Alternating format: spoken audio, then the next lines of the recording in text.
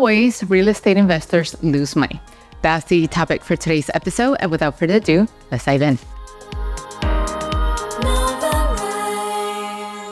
So mistake number one, right? What is it that most real estate investors do when they are brand new that is costing them money?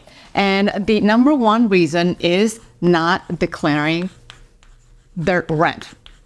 Now, I'm sure some of you have seen in prior episodes that I've actually talked about different type of financing, right? So in terms of mortgages, there are two kinds, right? There is the residential ones, and then is the commercial ones.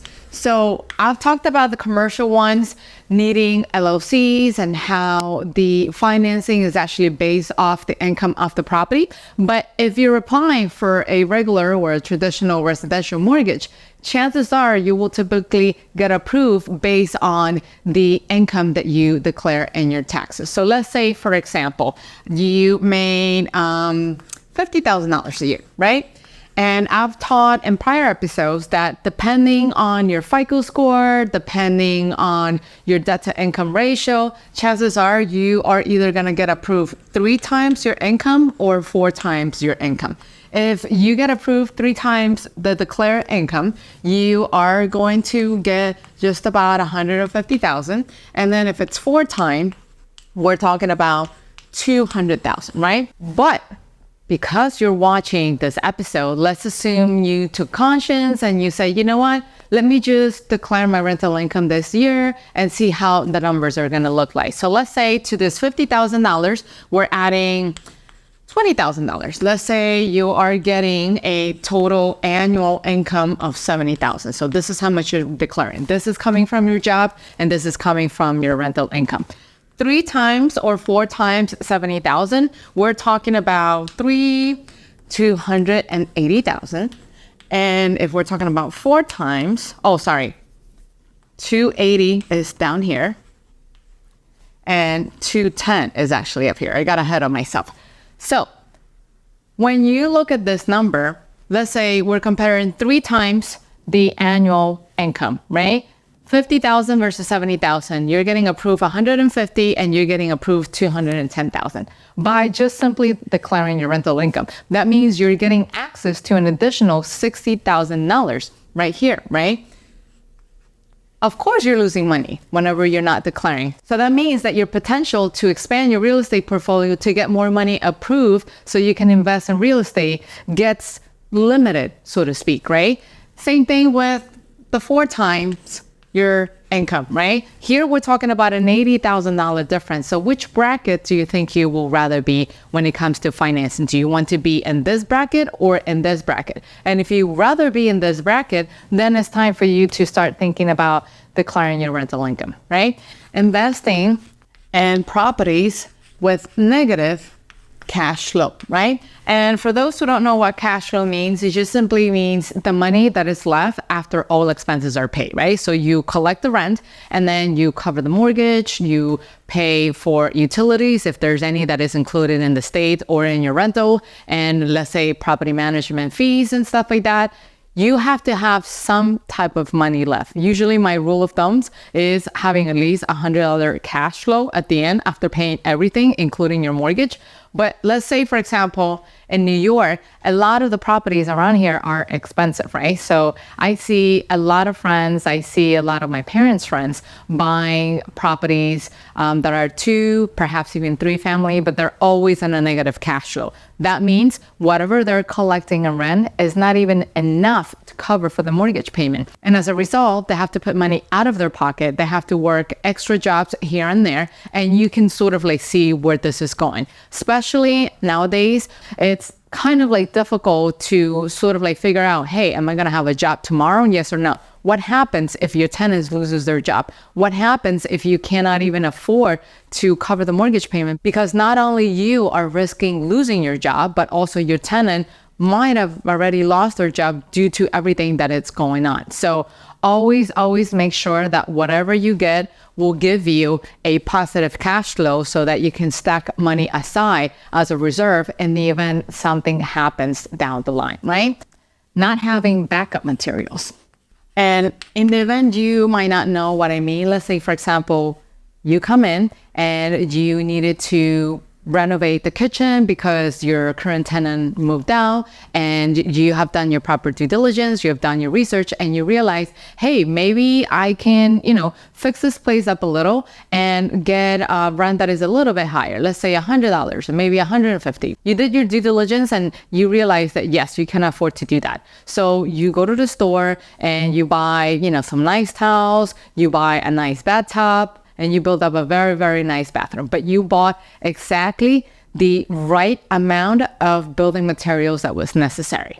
And so you rent it out, and a year or two passes by, and let's say your tenant is calling you and say, hey, look at what happened here. One of the tiles on the floor actually broke, and can you come over and fix it? And you're realizing, oh, okay, it's just one tile, it shouldn't be any problem. So you go ahead and you go to the store to try to find the exact same tile, and now you realize that they don't make them anymore. And now you're gonna have to buy something that either looks somewhat similar, but it's pretty obvious that they're not going to like that because you can tell the difference, or two, you're going to have to buy a bunch of tiles to replace the entire floor just so that it all looks the same.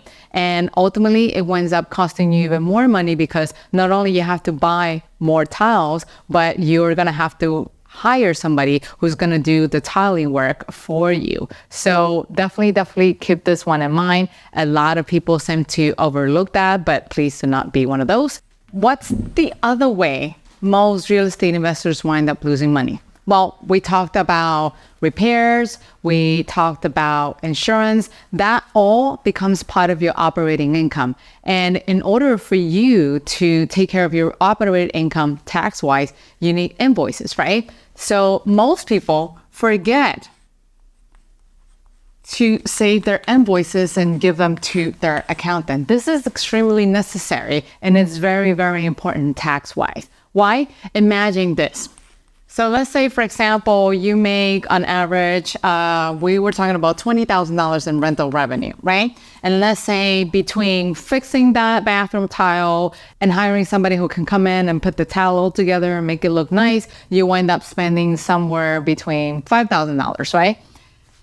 So that $5,000 worth of receipt, it's going to reduce your taxable income, meaning that now instead of paying taxes on $20,000, you are actually paying taxes on $15,000. And that definitely reduces your taxable income. So you tell me, which one would you rather do? Pay taxes on $15,000 or pay taxes on $20,000, right?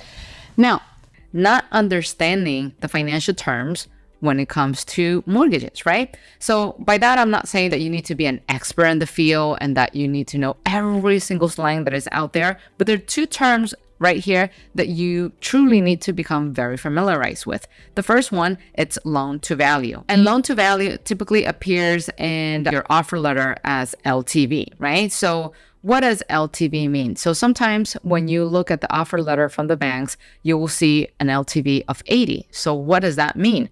Well, it means that the bank is going to lend you 80% of the value of the house, and then you have to, provide the remaining 20%. That's why you see a down payment request of 20%. Sometimes you see a down payment request of 25. So LTV means whatever difference the bank is willing to put in for you so that you can get a hold of that property. An LTV of 75, that means you will have to put in a down payment of 25%. Right? Now, the next term you need to become familiarized with is debt to income. So what does that mean, debt to income? Well, it just simply means the percentage of debt that you have in comparison to your income. How much do you generate, right? So the lower the debt to income ratio you have, the better the mortgage rate you're going to get. And not only that, the LTV will also get better. Maybe the bank will give you access to a lower LTV. Maybe they're willing to finance with less down payment, and they'll be willing to give you more money so that you can buy more real estate.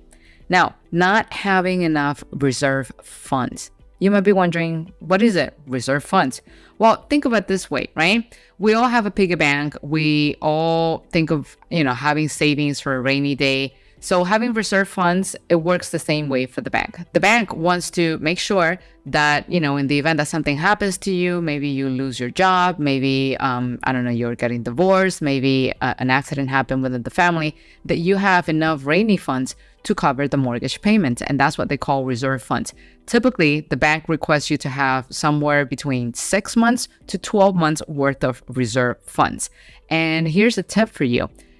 The more reserve funds you have, the more chances you have to negotiate either a lower interest rate or just simply a better LTV or just simply better terms with the bank when it comes to your mortgage. Now, moving on to mistake number 7, and that is depositing large, unusual amounts of money in your bank account at the very last minute. So let's say that you did go to the bank and you're about to close, and all of a sudden the bank is saying, you know what?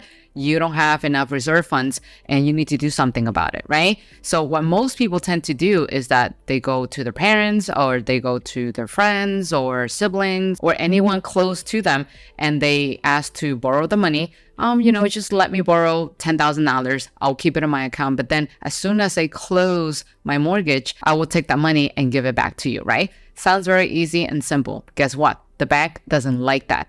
Depositing your salary, that's okay because they expect you to get paid from your job and they know that it's a recurrent income that is coming, every 15 or perhaps every end of the month.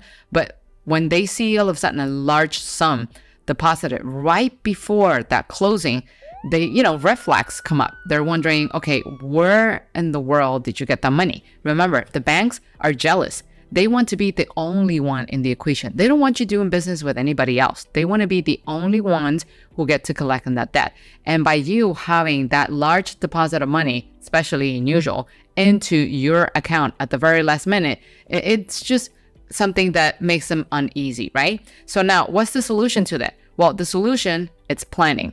If you plan beforehand, and if you anticipate beforehand that the bank, it's going to ask you for reserve funds, thanks to this video, now you know who to reach out and how long do you need to keep that amount in your bank account. So let's say if the bank is saying, well, we need at least 6 months worth of reserve funds in your account, and we're going to ask you, bank statements over the last 6 months to verify that. Now you know that whatever amount that you are either planning on saving or that you plan to borrow from someone else, now you're going to leave those in your account for the minimum amount of time that is required by the bank. Call it 6 months, call it 12 months. That's how you don't raise that red flag, and the bank could, be at ease that, hey, in the event that something happens to you, the bank will always get paid. Now, buying more than what you can afford.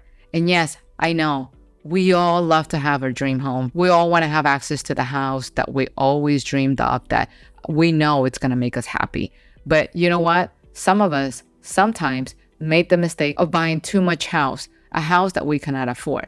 By that, I'm not saying you cannot get a hold of your dream house, but maybe you won't get it the first time around. Maybe you work towards getting it sometime down the road, right? And that way you can afford to be comfortable. Because let me tell you, living house poor, it's not fun. Having a nice dream home with no furniture, no bed in it, it's actually miserable. And in the event that you're wondering, okay, so how do I know how much houses can I truly afford? That's when planning comes in very handy. You go to the bank and you say, hey, here's my salary, here's my W-2, here are my taxes, and I would like to buy a house. I would like to know how much can I qualify for. And then the bank will collect all your documents. It's going to make you fill an application. They're going to punch in a bunch of numbers and their formulas and stuff like that. And then towards the end, they're going to give you a pre-approval letter. And that pre-approval letter will have the amount that you actually can afford based on your behavior, based on how much money you make, based on the amount of debt that you have and your payment history. So that way you can prevent going after the $1 million house when you can only afford a $500,000 house. And believe me, it might not seem nice right now, but you're going to be grateful for it, because nothing beats being safe, feeling safe in your house, but being able to share that house with your loved ones. Having a $1 million house with no furnitures in it and being unable to showcase what you truly have worked very hard for is not fun. And let's assume you're a minimalist and you say, you know what, I don't really need that many furnitures, but hey, you still love spending time with your loved ones. Imagine that situation where you get to go out with them and you cannot even afford a meal just because you're house poor. Don't let that happen to you. Do the correct planning, work with the bank so you can get that pre-approval letter so that way you know how much housing you can actually afford. Now, not having an inspection, okay? That's a horrible mistake for you to make because let's face it, not everyone is honest. You can see a beautiful house on the outside and you can ask the realtor or the seller, hey, is there any problems with this house? Guess what they're gonna say? No.